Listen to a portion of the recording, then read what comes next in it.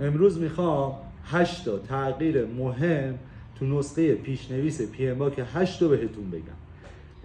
همون جوری که میدونید نسخه پیشنویس PMBOK 8 چند روز پیش منتشر شد و سازمان PMI اینو گذاشت برای اعضای PMI و سایر افراد که بتونن برن راجبش نظر بدن و این نظرهاشون رو ثبت کنن.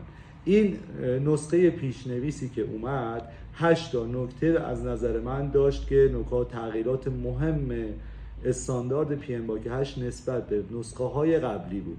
این 8 تا رو بریم با هم ببینیم چیه. مورد اول اینه که تغییر اساسی توی پیکربندی PMBOK 8 اتفاق افتاد. PMBOK 8 یک جورایی برگشت به اون روح PMBOK 6 قبل از اون. تو PMBOK 7 اومد تغییرات اساسی داد، تغییرات بنیادی داد، ولی انگار خیلی مورد استقبال قرار نگرفت. خود منم که